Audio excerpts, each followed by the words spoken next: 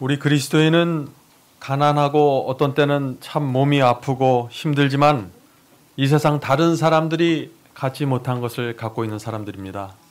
그래서 저희 마음속에 늘 감사가 있고 하나님을 향한 감격이 있고 또 이 세상을 충성스럽게 살아갈 수 있게 되는 것입니다. 그렇지 않습니까? 예. 오늘 이 시간도 지난 시간에 이어서 사울의 생애를 좀 살펴보도록 하겠습니다. 저한테는 좀 이상한 습관이 있는데요. 책을 읽다가 어떤 때 잠을 들잖아요. 또 어떤 때 설교 준비하다가 잠을 들잖아요. 그러면 이상하게 드라마처럼 그게 잠 속에서 연결이 돼요. 꿈속에서. 혹시 여러분들 그런 경험한 적 없습니까? 지난밤에 제가 그런 경험을 했습니다. 말씀을 준비하다가 잠이 들었는데 참 이상한 꿈을 제가 꿨습니다. 꿈속에서 어떤 큰 집이 있었습니다. 근데 그 집에 사자들이 여러 마리 어슬렁어슬렁 걸어 다니고 있었습니다. 그래서 정말 멀리서 봐도 멋있게 아주 털도 멋있고 근육도 멋있는 아주 멋있는 사자들이었습니다. 근데 그 사자들이 태어나면서부터 그 가정의 사람들과 함께 어울려서 살았기 때문에 아무 문제도 없는 것처럼 보였습니다. 어린아이를 등에 태우고 있었고 또 얼굴과 얼굴에 뺨을 부볐고 어른들과 씨름하듯이 둥글면서 그렇게 지내는 모습을 제가 보았습니다. 그 사자들은 태어나면서부터 사람들하고 살았던 것이죠. 도무지 떨어질 수 없는 것처럼 그렇게 보이는 모습이었습니다. 그런데 그렇게 멋지고 젠틀한 사자들이 말이죠. 가끔씩 이빨과 발톱을 드러내는 것입니다. 자, 그러면 어떻게 될까요? 사람들을 핥히고 물어뜯고 흔드는 거죠. 그럼 비명을 지르면서 피투성이가 되는 것입니다. 정말 이상한 모습이었습니다. 그런데 어떻게 됩니까? 사람들이 그 사자를 버리질 못하는 거예요.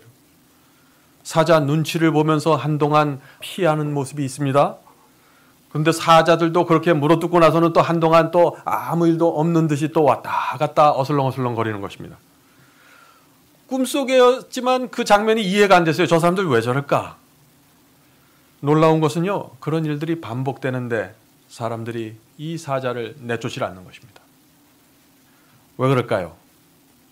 가끔씩 그런 모습이 나오지만은 항상 잔인한 것은 아니거든요. 평상시에는 멋있게 보입니다. 젠틀합니다. 친구처럼 느낍니다. 또 오랫동안 같이 있어서 헤어질 수 없다고 생각하는 것입니다. 마음속에 언젠가는 저 사자가 나를 물어 죽일지도 모른다 하는 그런 두려움이 있지만은 어떻게 생각하냐면은 내가 좀 더 조심하면은 괜찮을 거야 라고 생각하는 것이죠. 꿈속에서 이런 생각들이 제 머릿속에서 계속 떠오르는 것이에요. 그래서 가끔씩 물리고 뜯기면서 상처투성이가 됐는데 어떤 때는 또 사자들을 피하고 또 어떤 때는 즐겁게 지내는 것입니다. 성도 여러분, 이것이 우리가 죄와 함께 살아가고 있는 모습이 아닐까요? 사람들이 교회를 오래 다녀도 진리를 있는 그대로 발견하지 못하는 이유가 무엇일까요?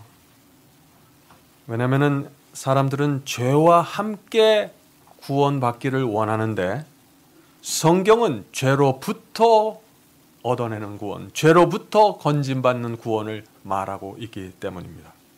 사람들이 원하는 구원과 성경이 주기 원하는 구원이 다르기 때문에 자꾸 혼돈 속에 빠져들어가는 것이죠. 사람들은 죄 안에서 구원받기를 원합니다. 왜냐하면 죄가 멋지게 보이고 재미있게 보이고 또 너무나 오랫동안 붙어있기 때문에 떨어질 수 없다고 생각하기 때문이죠. 그리고 또 치명적인 그 이빨을 드러낼 때를 제외하고는 괜찮거든요. 이게 큰 문제가 없게 느껴지는 것입니다.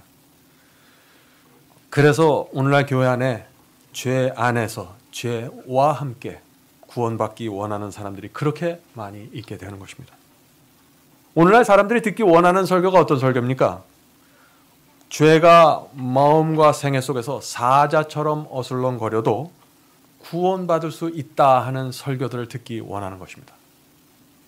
그래서 사람들이 그런 설교를 원하니까 교회도 그렇고 신학교도 그렇고 그런 복음을 만들어내려고 참 애를 씁니다. 성도 여러분, 그런데 이 복음은요 참 단순한 것입니다. 왜냐하면 그 예수라는 이름 자체가 구원을 분명하게 설명해 주고 있기 때문이죠. 자, 마태복음 1장 21절 말씀을 보겠습니다. 마태복음 1장 21절. 아들을 낳으리니 이름을 예수라 하라. 이는 그가 자기 백성을 그들의 무엇에서요? 죄에서 구원할 자이심이라. 예수께서는 우리를 죄로부터 구원하시는 자십니다. 그래서 영어 성경에 from their sins라고 표현한 것이죠. 죄로부터. 죄로부터 우리를 구원한다 그러면 참 달갑지 않게 생각합니다. 좀 부담스럽게 생각해요. 그런데 예수께서 우리를 병에서 구원하십니다 하면 어떻게 합니까? 굉장히 좋아하죠. 아멘 하는 것입니다. 예? 또 예수께서 우리를 고통에서 구원하십니다 그러면 어때요? 너무너무 좋아합니다. 그런데 예수께서 당신을 죄에서 구원하실 것입니다 하면 두려워해요. 성도 여러분, 예수를 믿으면은 죄 안에 머물러 있을 수가 없는 것입니다. 왜냐하면 십자가의 피를 바라보면은 우리가 죄로부터 도망쳐 나와 하나님께 달려가게 되기 때문이죠. 이 죄로부터 벗어난다는 것은 오직 십자가 앞에 서 있을 때, 그것을 바라볼 때만 가능한 경험입니다. 거기서 등을 지는 순간 우리는 그 사자와 같은 죄들과 어울려서 살아갈 수밖에 없는 것입니다. 사울 왕도 죄 안에서 그렇게 머물러 있다가 멸망당한 사람입니다. 우리가 지난 시간에 그걸 배웠죠? 죄가 그의 마음과 생애 속을 사자처럼 어슬렁거렸는데 그걸 그냥 내버려 두었다가 멸망당한 것입니다. 자, 그런데 성경은요, 사울이 멸망당했지만은 뭐라고 얘기해요? 한때 놀라운 영적인 경험을 했었다고 말하는 것입니다. 우리가 지난 시간에 그 말씀을 살펴봤죠? 오늘 한 번 더 그 말씀을 좀 보도록 하겠습니다. 사무엘상 10장 1절, 6절, 9절입니다. 사무엘상 10장 1절, 6절, 9절. 사무엘이 기름병을 취하여 사울의 머리에 붓고 입 맞추어 가로되 여호와께서 내게 기름을 부으사. 지금 사울에게 여호와께서 기름을 부으는 장면이 나오는 것입니다. 그 기업의 지도자를 삼지 아니하겠느냐. 내게는 여호와의 신이 크게 임하리니. 사울에게 지금 성령이 크게 임했다고 하는 것입니다. 너도 그들과 함께 예언을 하고 변하여 새 사람이 되리라. 자, 사울이 새 사람이 되었다고 했습니다. 새 사람이 되었다는 게 뭐죠? 거듭났다는 것입니다. 자, 9절 읽겠습니다. 그가 사울이 사무엘에게서 떠나려고 몸을 돌이킬 때 하나님이 새 마음을 주셨고 그날 그 징조도 다 응하리라. 얼마나 분명한 말씀입니까? 사울은 거듭났습니다. 사울은 하나님께 새 마음을 받았습니다. 뉴 하트를 받았다는 것입니다. 중생을 경험했다는 것입니다. 그런데 어떻게 됐습니까? 멸망당했다는 것입니다. 사울은 평범한 그리스도인이 아니었습니다. 거듭났고 하나님의 택함을 받았다고 했어요. 그런데 그 인생의 끝에 멸망당한 것입니다. 그래서 우리가 진실하게 믿는 사람들도 사울의 생애를 잘 살펴봐야 되는 것입니다. 무엇이 문제였는지. 성도 여러분, 오늘날 기독교에서 가장 크게 보이는 문제가 뭡니까? 제 눈에는 이렇게 보입니다. 죄를 버려야 하고 이겨야 할 대상으로 보지 않는 것입니다. 죄를 반드시 승리해야 할 원수로 생각하지 않는 것입니다. 우리의 죄 때문에 하나님의 아들이 십자가에 못 박혀 돌아가셨는데 그 죄 때문에 예수께서 빨가벗기고 온갖 모욕을 당하면서 돌아가셨는데 많은 사람들이 죄를 우리가 죽는 날까지 끌어안고 살아야 할 대상으로 바라보고 있는 것입니다. 여기에 문제가 있는 것이에요.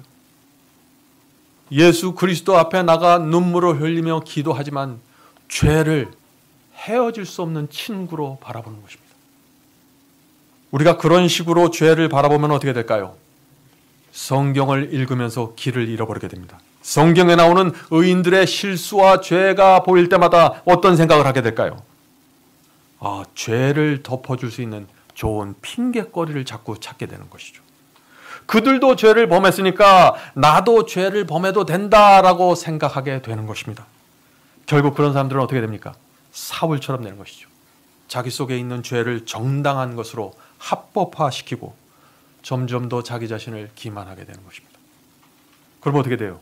자기 자신을 기만하게 되면 어떻게 됩니까? 양심의 음성이 사라지고 성령의 음성이 사라지게 되는 것입니다. 이것이 아주 두려운 일입니다. 이 사무엘 선지자는요, 불순종하는 이 사울에게 아주 유명한 말씀을 남겼습니다. 여러분들 이 말씀을 잘 아실 것입니다. 사무엘상 15장 22절의 말씀이죠. 사무엘이 이르되 여호와께서 번제와 다른 제사를 그의 목소리를 청종하는 것을 좋아하심같이 좋아하시겠나이까. 순종이 제사보다 낫고 듣는 것이 수양의 기름보다 나으니. 참 여기서 뭐라고 말씀하시나요? 순종이 제사보다 낫다는 것입니다. 또 수양의 기름이 무엇보다 나요? 듣는 것이 수양의 기름보다 낫다라는 것입니다. 참 이것은 두려운 말씀입니다. 아무리 우리가 기도하고 또 예배 드려도 아무리 선을 행해도 그런 것들이 순종을 대신할 수는 없다는 것입니다. 저는 과거에 그랬습니다. 제가 죄를 범하고 불순종하고 양심의 가책을 받으면은 그 문제를 해결하려고 하는 대신에 자꾸 선을 베풀면서 그 선으로 내 죄를 덮으려고 하는 것입니다. 저도 모르게 그렇게 살았어요. 하나님의 말씀에 순종하지 않으면서 11조와 헌금을 열심히 드리고 희생하고 사랑의 봉사를 하고 소용없다는 것입니다. 순종이 그것을 대신할 수 없기 때문에 말이죠. 여러분의 자녀가 여러분에 가서 사랑한다고 말하고 여러분의 아픈 곳을 만져주고 마사지 해주면서 여러분의 말을 듣지 않는다면 어떻게 될까요? 참 마음 아프겠죠. 하나님의 명령과 말씀에는 무관심하고 순종하지 않으면서 교회는 열심히 다니려고 하는 그런 사람들이 얼마나 많은지 모르겠습니다. 자, 그런데 왜 우리가 말씀 그대로 순종하지 않으면 우리가 좋은 의도로 열심히 신앙을 해도 그것이 소용없다고 지금 이 사무엘 선지자는 말하고 있을까요? 자, 그 사무엘 선지자가 그 이유를 이렇게 설명합니다. 이건 정말 충격적인 말씀입니다. 사무엘상 15장 23절입니다. 사무엘상 15장 23절. 거역하는 것은, 하나님의 말씀에 거역하는 것은 점치는 죄와 같고. 자, 이 사무엘이 뭐라고 합니까? 하나님의 말씀을 거역하는 것은 이 무당에게 가서 점을 치는 죄와 같다 하는 것입니다. 자, 이 말씀의 의미는 잠시 후에 좀 살펴보도록 하겠습니다. 계속해서 읽겠습니다. 완고한 것은 사신 우상에게 절하는 죄와 같음이라. 왕이 여호와의 말씀을 버렸으므로 여호와께서도 왕을 버려 왕이 되지 못하게 하셨나이다 하니. 성도 여러분, 우리가 하나님의 말씀을 버리면 하나님도 우리를 버리신다는 것입니다. 이게 사무엘 선지자가 사울에게 했던 조언입니다. 얼마나 두려운 말씀입니까? 오늘날 기독교에서 그런데 이런 말들을 많이 하죠. 믿기만 하면 하나님의 말씀을 버려도 구원받을 수 있는 것처럼 말하지 않습니까? 사랑하기만 하면은 마치 하나님의 계명에 순종하지 않아도 구원받을 수 있는 것처럼 말하지 않습니까? 한번 거듭나면 죄를 붙잡고 살아도 멸망당할 수 없는 것처럼 그렇게 말하지 않습니까? 성도 여러분, 그런 소리가 들리면은 귀를 막으셔야 됩니다. 왜냐하면 그것은 미혹하는 소리이기 때문에 그렇죠. 하나님을 믿었고 새 마음을 받았고 성령을 받았고 거듭났던 사울도 죄를 붙잡고 살다가 멸망당했습니다. 우리가 이 사실을 인정해야 됩니다. 오늘날도 사울과 같은 실수를 범하는 사람들이 얼마나 많이 있습니까? 사울의 문제가 뭐였습니까? 지난 시간에 배웠죠? 하나님의 뜻이 그는 무엇인지 정확하게 알았습니다. 그러나 이렇게 저렇게 핑계를 대면서 불순종의 길을 계속해서 걸어갔던 것이죠. 성도 여러분, 결국 그런 사울에게 뭐가 찾아옵니까? 악령이 찾아오게 되는 것입니다. 이것이 우리가 사울의 생애에서 살펴봐야 할 또 하나의 문제인 것입니다. 자, 거역하는 것은 뭐와 같다 그랬습니까? 아까 점치는 죄와 같다 그랬죠. 사무엘상 15장 23절 그 말씀 한번 다시 읽어볼까요? 거역하는 것은, 불순종하는 것은 점치는 죄와 같고 완고한 것은 사신 우상에게 절하는 죄와 같음이라. 자, 하나님의 말씀에 불순종하는 것이 왜 무당에게 가서 점치는 것과 같다라고 말씀했을까요? 왜냐하면은 하나님의 말씀에 순종하지 않으면은 결국 어떻게 돼요? 무당들이 섬기는 다른 영으로 따라가게 되기 때문입니다. 결국에는 말이죠. 자, 그런데 왜 우리가 불순종을 계속해서 고집하면은 사울처럼 다른 영에, 악령에 사로잡히게 될까요? 왜냐하면요, 우리가 말씀을 거절하고 양심 속에서 말씀해 주시는 그 성령의 음성을 자꾸 거절하잖아요. 진리를 자꾸 고집스럽게 거절하잖아요. 그러면 어떻게 되냐면은 하나님께서 지키시는 영역에서 벗어나 버리게 됩니다. 자기가. 그런 사람들은 어떻게 돼요? 결국 하나님의 영역이 아니라 사탄의 영역 속으로 자기도 모르게 들어가 버리는 거예요. 그러므로 우리가 어떤 진리를 분명하게 할 때, 어떤 말씀을 정확하게 깨달았을 때 우리가 어떤 태도를 취하는 것은 굉장히 중요한 일입니다. 자, 하나님의 말씀을 계속해서 거역하고 핑계를 대었던 이 사울에게 어떤 일이 일어났습니까? 우리가 사무엘상 16장에 그 말씀을 볼 수 있습니다. 16장 14절입니다. 여호와의 영이 사울에게서 떠나고, 그렇죠? 사울에게서 떠나가는 것입니다. 여호와께서 부리시는 악령이 그를 번뇌하게 한지라. 자, 이 말씀이 무슨 뜻입니까요? 사울이 계속해서 불순종의 길을 걸어가니까 성령이 사울로부터 떠나가고 그 떠나간 자리로 누가 왔어요? 악령이 찾아서 들어왔다는 것입니다. 이것이 사울의 이야기입니다. 자, 그런데 여호와께서 부리시는 악령이 사울을 번뇌케 했다고 했어요. 자, 이 말씀이 무슨 뜻입니까? 여호와께서 부린다는 이 말. 이 부린다는 것은 뭐예요? 지배한다는 것입니다. 하나님께서 악령을 지배하시기 때문에 우리가 하나님 말씀 안에 거하면 악령이 우리를 공격하고 들어올 수 없는 것입니다. 그런데 만약 우리가 하나님의 말씀과 보호로부터 떠나면 어떻게 될까요? 위험이 다가오는 것입니다. 자, 그렇다면 우리가 여기서 한 가지 확실하게 좀 이해해야 될 것은 하나님께서 어떤 사람을 보호해 줄 수 있는가죠. 어떤 사람을. 엄마가 아이에게 자, 이 난로가 뜨거우니까 만지지 말라고 했습니다. 근데 아이가 엄마 말을 듣지 않고 순종하지 않고 뜨거운 난로에 손을 댑니다. 그럼 어떻게 될까요? 크게 화상을 입겠죠. 마찬가지입니다. 하나님의 도우심도 하나님의 보호하심에도 조건이 있는 것입니다. 그 조건이 무엇일까요? 순종이라는 것입니다. 내가 아무리 마음속으로 하나님을 사랑해도 주님의 말씀 그대로 순종하지 않으면 내 삶과 내 마음이 위험 속으로 들어가게 되는 것이죠. 자, 그런 사람들은 하나님께서 악령으로부터 보호해 줄 수 없다. 하나님의 보호가 거두어지기 때문에 말이죠. 며칠 전에 어떤 분이 저희 사무실에 찾아왔습니다. 근데 그분은 지난 20년 동안 악령에게 괴롭힘을 받았다고 했어요. 그래서 그분은 지난 20년 동안 귀에서 늘 무슨 소리가 들린다고 합니다. 괴롭힘을 당하고 환청이 들리고 짓눌린다고 했어요. 그래서 찾아와서 목사님, 어떻게 하면 제가 이런 형편에서 벗어날 수 있을까요? 하고 질문하는 것입니다. 제가 이 사울에 대한 이야기를 지금 준비하고 있는데 그런 질문을 하는 거예요. 어떻게 하면 그 청년이 악령으로부터 벗어날 수 있을까요? 악령이 건드리지 못하는 하나님의 말씀 안으로 들어오면 됩니다. 아주 단순한 것이에요, 이게. 하나님의 말씀 안으로 완전히 들어와야 됩니다. 먹는 일, 마시는 일, 예배드리는 일, 삶 전체가 진리 안에 딱 들어와 버리면은 하나님의 보호 영역 안에 들어와 버리는 것입니다. 사탄이 건드리지 못하는 것입니다. 사울에게 이렇게 악령이 찾아왔습니다. 그런데 하나님께서는 여전히 사울을 사랑하시고 불쌍히 여기셔서 그에게 기회를 주셨는데 누구를 통해서 기회를 주셨을까요? 다윗을 통해서 기회를 주십니다. 이 악령에게 사로잡힌 사람들에게 기회를 주는 그런 도구로 사용되면 우리가 얼마나 좋을까요? 자, 사무엘상 16장 23절. 악령이 사울에게 이를 때에 다윗이 수금을 들고 와서 손으로 탄즉 사울이 상쾌하여 낫고 악령이 그에게서 떠나더라. 자, 악령이 물러난다는 것은 무슨 뜻입니까?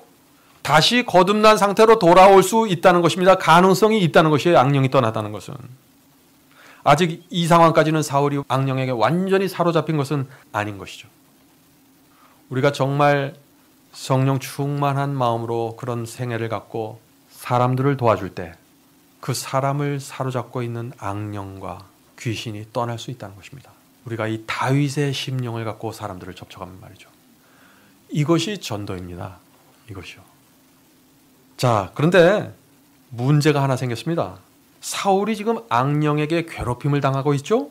그런데 그런 상황에서 다윗이 블레셋의 장군 누구를 물리쳤습니까? 골리앗을 죽이고 승리를 거두게 됩니다. 이렇게 됐으니까 이스라엘 사람들이 얼마나 좋아하겠어요. 예? 골리앗을 소년 다윗이 죽였으니 너무나 좋아하는 것이죠. 그래서 여인들이 길거리에 나와서 동네방네 다니면서 다윗의 승리를 노래하는 것입니다. 이 노래가 지금 문제가 되는 것입니다. 그런데 자, 그 노래가 어떤 노래인가 한번 보죠. 사무엘상 18장 7절입니다. 여인들이 뛰놀며 노래하여 이르되 사울이 죽인 자는 천천히요 다윗은 만만이로다 한지라. 자, 이 노래가 들려올 때 사탄이 또 기회를 잡습니다. 어떻게 기회를 잡을까요? 사울에게 이 노래를 들려주게 되는 것입니다. 큰 시험 속으로 끌어들이는 것입니다, 지금. 자, 그런데 여인들이 즐겁게 노래하는데 왜 사울은 시험을 받았을까요? 사울은 현직 왕이었습니다. 그런데 이스라엘 백성들이 어떻게 돼요? 자기보다 누구를 더 지금 크게 칭송하는 거예요? 어린 다윗을. 그러니 마음속에서 무엇이 올라올까요? 시기와 질투가 올라오는 것입니다. 시기와 질투가 올라오는 사람들은 어떤 사람들입니까? 하나님의 말씀에 있는 그대로 따라가지 않을 때 옆에서 악령들의 자꾸 침범을 받고, 그럴 때 사탄이 또 다른 모습으로 공격할 때 이 육체 속에서 정욕이 끓어오르면서 또다시 큰 시험 속으로 들어가게 되는 것입니다. 하나가 또 다음 것을 가져오고 그것이 또 다음 것을 가져오는 것입니다. 성도 여러분, 사탄은 우리의 약점을 정말 잘 압니다. 어디를 쳐야 쓰러지고 어디를 찔러야 견디지 못하는지 잘 아는 것이에요. 그러므로 우리가 우리의 성품의 약점을 그대로 방치하면 어떻게 돼요? 사울처럼 끌려다니는 것이에요. 사울처럼 공격당하고. 그런데요, 제가 경험을 해서 보면은 한 가지 좀 제 마음속에 분명한 사실은 우리에게 그렇게 수많은 약점이 있지는 않다는 것입니다. 대부분의 성도들은요, 한 문제 아니면 두 가지의 약점을 갖고 있습니다. 예? 그것 때문에 고민하는 것이에요. 어떤 사람들은 다른 면들은 참 좋은데 질투하는 문제가 있어요. 거기에 약한 것이에요. 또 어떤 사람들은 다른 것은 참 좋은데 성격도 밝은데 무엇에 문제가 있어요? 자기밖에 몰라요. 그래서 자꾸 넘어져요. 또 어떤 사람들은 참 좋은데 쉽게 삐지고 쉽게 토라지는 문제가 있습니다. 자, 이런 문제들을 우리가 어떻게 하면 고칠 수 있을까요? 십자가라고 가야 합니다. 십자가에 가서 우리가 갖고 있는 문제들을 내려놓아야 됩니다. 사울은 이것을 하지 않았어요. 십자가 앞에 나가 내가 얼마나 악하고 이기적인 사람인가 들여다보아야 합니다.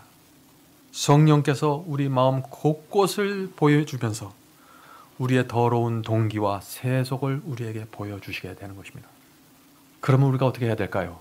주님께 나가 고쳐달라고 매달려야겠죠.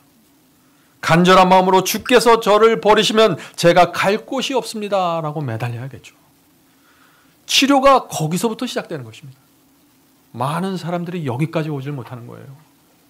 그래서 마음의 짐을 갖고서 계속해서 살아가는 것이죠. 주님께 치료를 받지 않으면요, 사탄이 우리의 약점을 계속해서 공격하는 것입니다. 어디를 치면은 쓰러지는지 알기 때문이죠. 그럼 어떻게 될까요? 어제도 그 문제 때문에 쓰러지고 내일도 그 문제 때문에 쓰러지면 어떻게 될까요? 우리 마음이 절망하게 되는 것입니다. 아, 나는 이 악한 기질을 정말 버릴 수 없구나. 이렇게 포기하게 되는 것입니다. 그래서 죄에 대한 저항을 포기하고 아무 생각 없이 끌려다니게 되는 것입니다. 그때부터는. 사울도 그렇게 살았습니다. 사울도. 그래서 사울이 결국 어디까지 갑니까? 다윗을 죽이겠다는 결심까지 가는 것입니다. 사울은 처음에 그런 사람이 전혀 아니었어요. 그런데 거기까지 가는 것입니다. 자, 사무엘상 18장 10절부터 11절 보겠습니다. 그 이튿날 하나님의 부리신 악신이 사울에게 힘있게 내리며, 전에는 그냥 악령이 다가왔는데 이제는 힘있게 내려가는 거예요. 왜요? 사울이 해야 될 일을 안 하는 거예요, 지금. 속에서부터 올라오는 질투와 시기를 그대로 내버려 두니까 악신이 힘있게 다가오는 것이죠. 그가 집 가운데서 정신없이 떠들어대며 다윗이 평일에 같이 손으로 수금을 타는데 사울의 손에 창이 있는지라 그가 스스로 이르기를 내가 다윗을 벽에 박으리라 하고 그 창을 던졌으나 다윗이 그 앞에서 2번 피하였더라. 어떤 장면입니까? 전에는 다윗이 수금을 타면 악령이 떠났어요.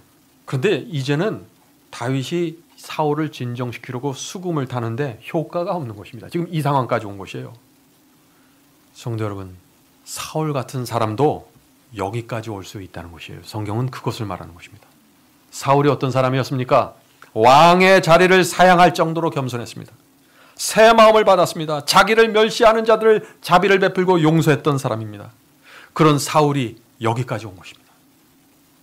거듭남을 우리가 경험했을지라도, 과거에 한때 우리가 뜨거운 신앙을 가졌을지라도 우리가 사울처럼 죄를 합리화하기 시작하면은 어떻게 돼요? 여기까지 온다는 것입니다. 자, 이제 사울의 최후를 좀 살펴보죠. 사울은 결국 신접한 여인에게 찾아가게 됩니다. 죽은 사무엘 선지자의 그 혼백을 거기서 만나게 되는데 그것이 사무엘이었습니까? 아니었습니까? 아니에요. 그것은 사무엘이 아니라 악령이었습니다. 성경은 산자와 죽은 자가 만나는 것을 엄격하게 금지하고 있습니다. 살아있는 자는 죽은 자를 만날 수가 없는 것이에요. 그런데 이 사무엘 앞에 죽은 사무엘의 모습이 나타나게 된 것이죠. 그는 악령을 만났던 것입니다. 그때부터 하나님께서 사울을 떠나게 됩니다. 그리고 그는 멸망에 떨어지는 것입니다. 사울의 생애는요, 거듭난 그리스도인도 멸망당할 수 있다고 외치고 있는 것입니다. 오늘 우리 안에 또는 저희 방송을 듣는 분들 안에 만일 죄 안에서도 구원받을 수 있다고 믿는 분들이 있다면 사울의 뒤를 따라가고 있는 것입니다. 우리가 사울의 생애를 잘 살펴보면 구원에 대한 헛된 기대와 희망을 내려놓게 되는 것입니다. 사울의 삶은 마음속에 품고 있는 단 하나의 죄가 우리를 어떻게 끌고 갈 수 있는가를 보여주는 것입니다. 정말 우리는 우리의 삶 속에 이 죄의 문제가 무엇인지 깊이 좀 생각해 볼 필요가 있는 것입니다. 하나님은 사랑이십니다. 하나님의 손을 잡으면 우리는 더할 수 없는 행복이 있고, 하나님의 손을 붙잡고 그분의 말씀 안에 들어가면 치료가 있고 나음이 있고 회복이 있는 것입니다. 그러나 우리가 정반대의 길을 걸어가면 사울처럼 됐다는 것입니다. 이 사울의 생애를 보면은요, 가롯 유다와도 매우 유사합니다. 둘 다 시작이 굉장히 좋았습니다. 둘 다 하나님의 선택을 받았습니다. 둘 다 다른 사람들보다 외모가 출중했습니다. 능력이 있었습니다. 그러나 둘 다 자존심과 교만의 종이 되어버리고 말았습니다.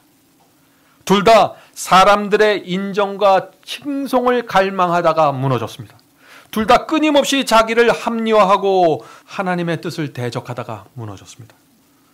둘 다 자기를 쳐서 복종시키는 경험이 무엇인지 배우지 못했던 것입니다.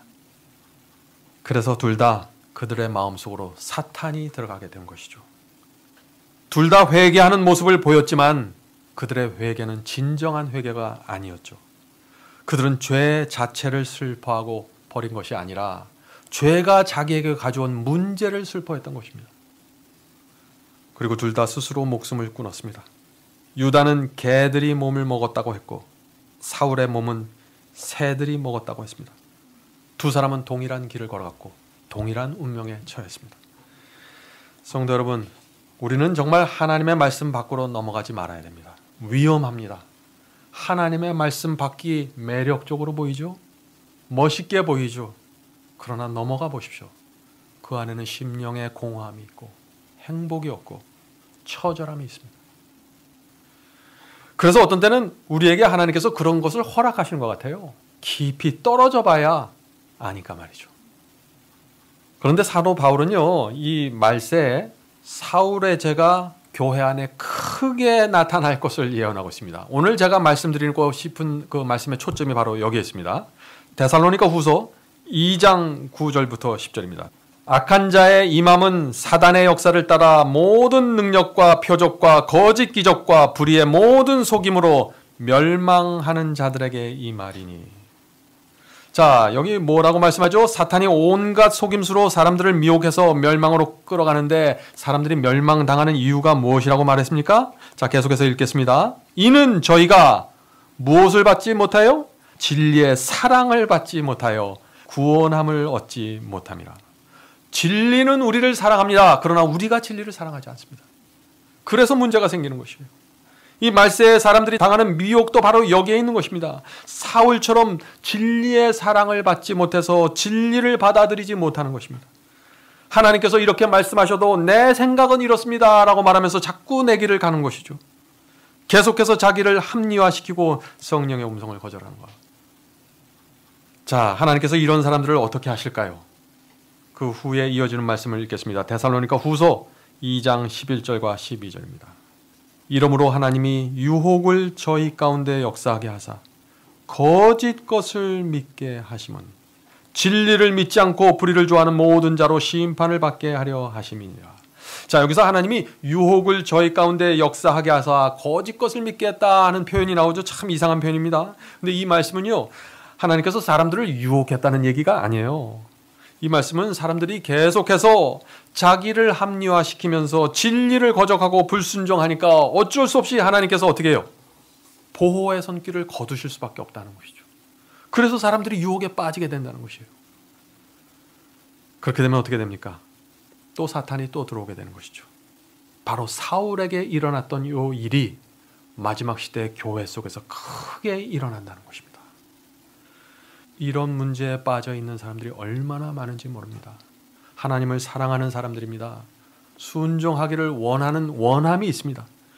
그런데 이유가 무엇이 됐던 간에 자꾸 자신을 합리화하면서 말씀을 버리는 것입니다. 그렇게 되면 결국은 하나님께서 손을 떼실 수밖에 없다는 것이죠. 사탄의 영역으로 스스로 결정해서 넘어가기 때문에. 두려운 사실은요, 요한계시록을 살펴보면은 이런 일들이 말세 기독교의 전체에서 만연한다고 말하고 있는 것입니다. 자, 그 말씀을 볼까요? 요한계시록 18장 2절입니다. 이 말씀 중요한 말씀이죠. 힘센 음성으로 외쳐 가로되 무너졌도다 무너졌도다 큰 성 바벨론이요. 요한계시록은요, 지금 마지막 시대의 교회를 뭐라고 불러요? 바벨론이라고 부르고 있습니다. 바벨론. 왜 교회가 바벨론이 될까요? 바벨론이 되는 이유가 여기 나옵니다. 계속해서 읽어보죠. 귀신의 처소와 각종 더러운 영에 모이는 곳과 각종 더럽고 가증한 새의 모이는 곳이 되었도다. 자, 교회는 누가 있어야 돼요? 원래 하나님이 계시고 천사가 계시고 성령께서 계셔야 되는데 지금 이 마지막 시대의 교회는 누가 있다는 거예요? 지금 귀신의 영과 온갖 더러운 영들이 들어온다는 것입니다. 그래서 교회가 바벨론이 됐다는 것이죠. 어떻게 교회에 이런 일이 있을 수 있을까요? 정말 상상하기도 쉽지 않은 그런 일들이에요. 근데 이것이 마지막 시대에 벌어진다는 것입니다. 하나님께서 당신의 종들을 통해서 교회에 말씀을 보내시고 진리를 보내십니다. 그리고 성령을 통해서 각 사람의 마음속에 호소하시고 말씀을 읽으라고 하시고 말씀을 받으라고 하시는데 사람들이 따라가지 않는 것입니다. 그래서 사탄이 악령들을 보내서 또 교회를 들어오는 것입니다. 하나님의 말씀에서 멀어지면 반드시 들어오는 것이 이 악령들입니다. 이것이 사울의 생애에서 보는 것이고 이것이 매 시대의 교회에서 일어난 기독교의 역사입니다. 그래서 이 마지막 시대에 결국엔 뭐예요? 이 교회 안에 수많은 사울들이 있다는 것입니다. 결론은. 사울처럼 하나님의 뜻을 버리고 내 뜻을 따라가는 것입니다. 그런데 입으로는 하나님을 사랑한다고 말하는 것입니다. 주님 앞에 나가면은 눈물을 흘리는 것입니다. 그런데 주님의 입에서 나오는 말씀은 따라가지 않는 것입니다. 그래서 기만에 빠지는 것이에요. 눈물을 흘리면서 말이죠. 얼마나 두려운 일입니까? 자, 제가 한 책에 있는 말씀을 좀 읽어드리겠습니다. 선과 악의 전쟁이라는 책이 있는데 그 책의 36페이지에 이런 말씀이 있습니다. 진리의 빛을 거절하는 것, 경고를 무시하고 유의하지 않은 것, 온갖 정욕에 빠진 것, 하나님의 계명을 범하는 것 등은 반드시 부메랑처럼 돌아와서 결과를 거두게 될 것이다. 자, 이 말씀이 무슨 말입니까?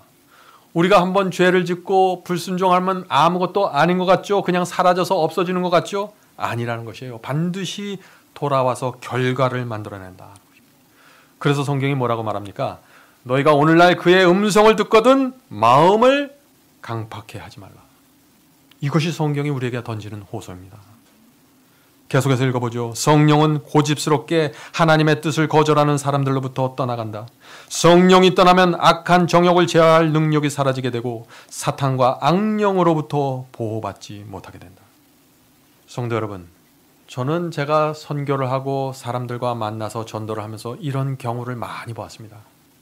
진리를 전하고 말씀을 전하면 처음에는 뜨겁게 받고 좋아하다가 시간이 지나가면서 이유가 뭔지 모르겠는데 자꾸 무시하고 그냥 지나가는 사람들 말이죠. 순종하지 않은 사람들 말이죠. 그 사람들이 어떻게 되느냐면 결국은 어둠 속에 갇혀버리더라고요. 한밤에 암흑보다 더 짙은 암흑 속에 딱 갇혀버려서 이젠 똑같은 말씀을 들어도 감동을 받지 못하는 것입니다. 저는 그런 분들을 얼마나 많이 만났는지 모르겠습니다.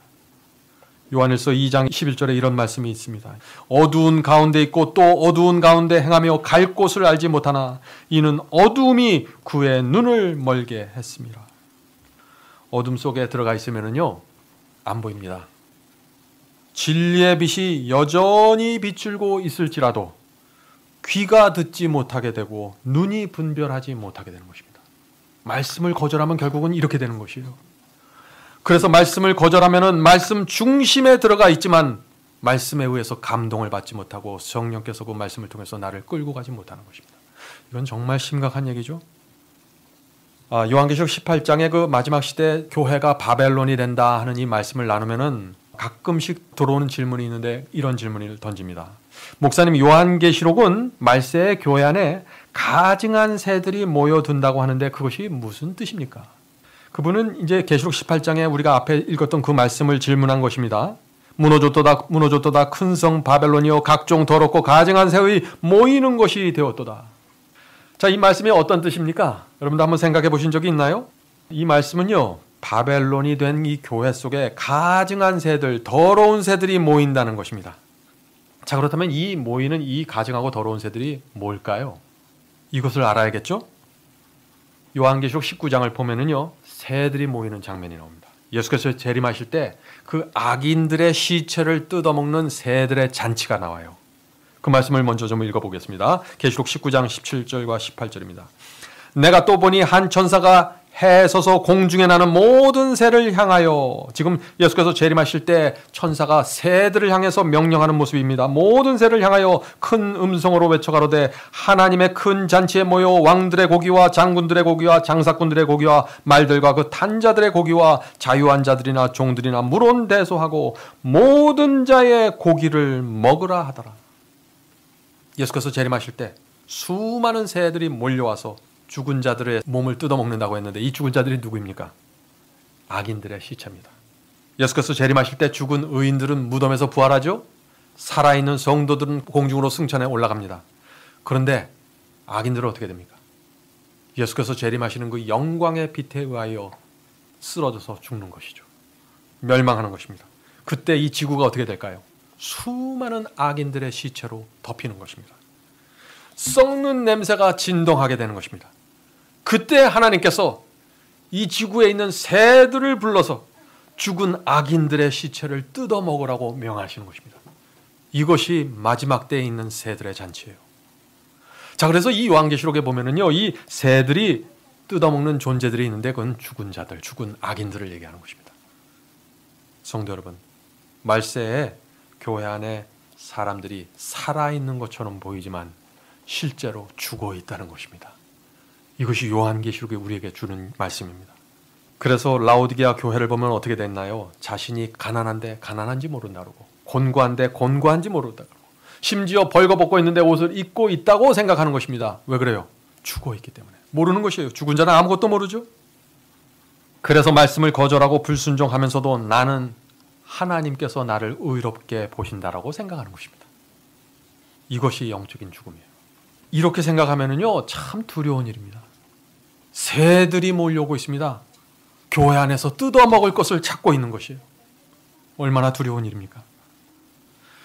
매주 교회 나가서 기도하고 예배드리지만 우리가 사울처럼 하나님의 말씀을 이리저리 핑계대면서 순종하지 않으면 결국 새들이 날아와서 나에게 온다는 것입니다. 새들이 사울과 같은 사람들을 뜯어먹기 위해서 교회에 모인다는 것이에요. 자, 그렇다면 이 새들이 누군가요? 이제 결론을 내겠습니다. 이 새들이 누구예요? 더럽고 가증한 새들은 거짓 선지자들입니다. 거짓 목자들이에요. 교회 안에서 거짓 복음과 거짓 교리와 거짓 계명을 나눠줄 때 사람들이 영적으로 죽어가고 자기를 기만하면서 의의 옷을 입어버릴 때 그때 사탄이 악령들을 보내서 새들을 보내서 뜯어먹게 하는 것입니다. 그래서 교회에 나와서 자기가 뜯어먹히는지도 모르고 죽어가는 것입니다. 이것이 마지막 시대 사도 요한이 바라본 그 예언의 장면이에요. 여러분들 요한계시록을 공부하시기 바랍니다. 요한계시록을 봐야만 볼 수 있는 장면이 바로 여기에 있는 것이에요. 자, 이제 말씀을 마치도록 하겠습니다. 사탄은 어떤 사람들을 공격할까요? 온 마음을 다해서 하나님의 말씀에 순종하겠습니다 라고 결정하잖아요. 그때부터 사탄의 공격이 시작되는 것입니다. 참 이건 역설적인 얘기죠. 그런데 실제 또 그렇습니다. 제가 어렸을 때요, 친구들하고 과수원 서리를 하러 한번 간 적이 있습니다. 서리 알죠? 과수원에 몰래 들어가서 맛있는 과일을 따먹는 것입니다. 근데 우리가 친구들하고 이제 과수원에 몰래 들어갔는데, 그때 복숭아밭에 들어갔는데 우리가 어떤 과일을 땄을까요? 잘 익은 것들. 잘 익지 않은 건 맛없어서 우리가 따질 않았어요. 그냥 내버려뒀어요. 잘 익은 것, 냄새가 좋은 것, 향기가 나는 것. 사탄도 마찬가지예요. 우리 속에서 의의 열매가 익어가려고 할 때, 우리 속에서 하나님의 말씀대로 충성하려고 결심하려고 할 때 사탄의 최후의 공격이 들어오게 되는 것입니다. 그 공격을 넘어서는 자들이 하늘에 가는 것입니다. 혹시 우리 중에 경건하게 살려고 애쓰는 분들이 계십니까? 무릇 그리스도 예수 안에서 경건하게 살고자 하는 자들은 핍박을 받게 될 것이라고 말씀드렸죠. 이 말씀으로 위로를 받게 되기를 바랍니다. 그런 분들은 사탄의 공격이 들어와도 놀라지 마시기 바랍니다. 혹시 우리 주변에 가족이 핍박하고 주변의 사람들이 놀리고 조롱할 때, 진리 때문에 조롱할 때 사탄이 뒤에서 작동할 수 있습니다. 염려하지 마십시오. 하나님께서 여러분과 함께 하실 것입니다. 네? 그런데 만일 여러분이 그런 상황에서 두려워서 뒤로 물러나면 어떻게 될까요? 사울의 길을 또 가게 되는 것이에요. 계속해서 우리의 생애 속에 투쟁의 장면이 이어져 가는 것입니다. 하나님께서는 한쪽에서 우리를 구원하시려고 뛰어오시고, 다른 한쪽에서는 사탄이 우리를 끌어가려고 노력하는 것이에요. 우리가 중간에 서서 이 두 존재 사이에 서서 결정을 하는 것입니다. 그것이 그리스도인의 삶이에요. 만일 우리가 빛을 거절하면은 그 다음에는 더 밝은 빛으로 나가지 못하게 되는 것이죠. 성도 여러분, 그러나 제가 이렇게 설교를 끝마치면 안 되겠죠. 저는 용기를 주고 싶습니다. 왜냐하면 하나님께서 우리와 함께 계시기 때문이죠. 하나님께서는 우리에게 조금이라도 희망이 남아있는 한 포기하지 않으십니다. 염려하지 마세요. 절대 늦지 않습니다. 사람은 하나님을 버릴지라도 하나님께서는 사람에게 돌아서지 않습니다. 마지막 희망이 남아있는 그 순간까지 우리 곁에 끝까지 남아 계셔서 우리에게 손을 내밀고 붙잡으려고 하시는 것입니다. 더 이상 가망이 없을 때까지, 더 이상 우리가 반응하지 않을 때까지, 다른 모든 사람들은 우리에게 실망해서 떠날지라도 하나님은 남아 계십니다. 바로 여기에 우리의 희망이 있는 것입니다. 여러분은 이 희망을 오늘 붙잡으시겠습니까? 우리 모두 그런 하나님의 사랑과 은혜를 간절히 붙잡게 되기를 바라면서 말씀을 마치도록 하겠습니다. 하늘에 계신 저희들의 아버지, 저희는 정말 연약한 존재들입니다. 사탄이 우리를 매우 강하게 끌어다닙니다. 그러나 하늘의 하나님께서는 이 모든 것보다 강하시고 이기시고 승리하실 수 있는 분임을 저희가 믿습니다. 저희가 하나님을 의지하고 살 수 있도록 도와주시옵소서. 저희의 마음이 십자가로 날마다 이끌림 받을 수 있도록 도와주시옵소서. 저희가 하나님의 말씀 안에 들어가서 하나님의 영역 안의 삶으로 저희가 갖고 있는 모든 문제들이 거기서 해결될 수 있도록 도와주시옵소서. 저희의 질병이 사라지고 저희의 어둠이 사라지고 저희의 문제가 사라질 수 있도록 도와주시옵소서. 주여, 날마다 저희를 불러주시고 성령으로 저의 마음을 감동시켜 주시기를 예수님의 이름으로 간절히 기도드립니다.